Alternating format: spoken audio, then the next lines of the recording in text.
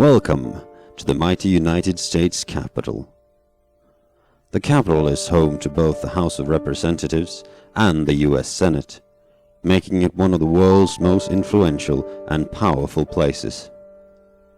The magnificent building ahead of you is meant to reflect this status, which many people agree it does, from its commanding location on top of Capitol Hill. The history of the U.S. Capitol dates back to late 18th century when George Washington signed the Residence Act of 1790, which made Washington, D.C. the capital of the United States. Pierre L'Enfant was made responsible for creating a city plan for the new capital. L'Enfant chose to locate the Congress House on the crest of the hill, today known as Capitol Hill. A hill he described as a pedestal waiting for a monument. Thomas Jefferson insisted that the building would be called the Capitol instead of the Congress House. This due to the fact that the word Capitol is a Latin word which actually means city on a hill. Jefferson had his will done, and this is why the building is known today as the United States Capitol. The construction of the Capitol began in 1793 when President George Washington laid the foundation stone. The Senate wing stood completed in 1800, while the House wing was completed 11 years later. By this time, the completed Capitol was only a small part of the building we see today. The building was lacking its dome, and it was not flanked by the other buildings you can see connected to it today. The completed building did not last long, as the Capitol was set on fire shortly after its completion during the War of 1812 against the British. The reparation work, however, went smoothly and brought it back to its former glory. The reparation work was followed by several expansions of the building in the mid-19th century. These expansions include the massive wedding cake-like dome which shapes the Capitol building and has become the trademark we know today. The architectural planning was a joint effort of several architects. The initial design was done by amateur architect William Thornton, who designed it in a typical neoclassical style. Thornton was inspired by the Louvre in Paris and the ancient Pantheon.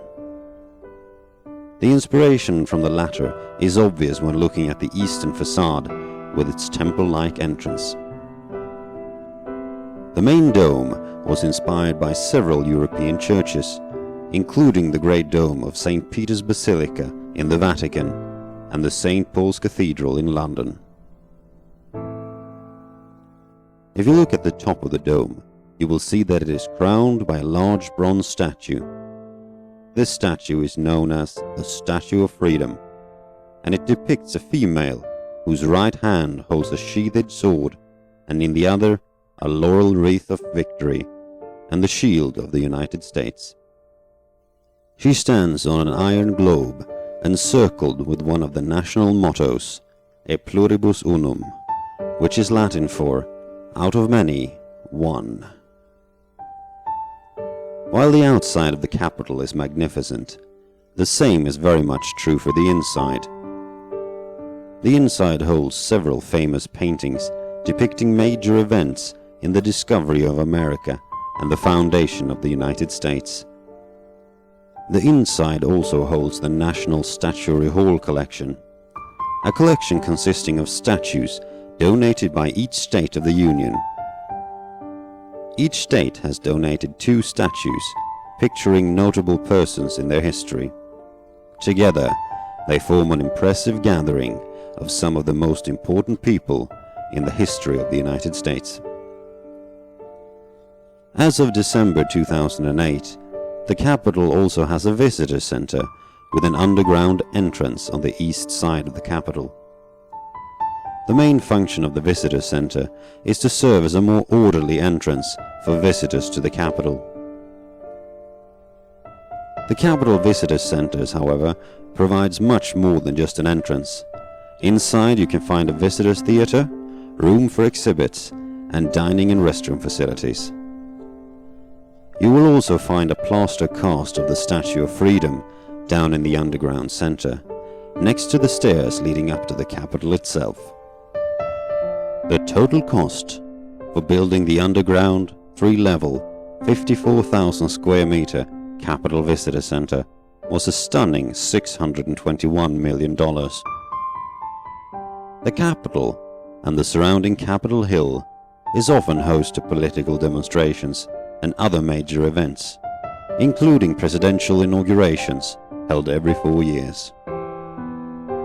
The building was ranked as number 6 in a survey conducted in 2007 with the objective of ranking America's favorite architecture.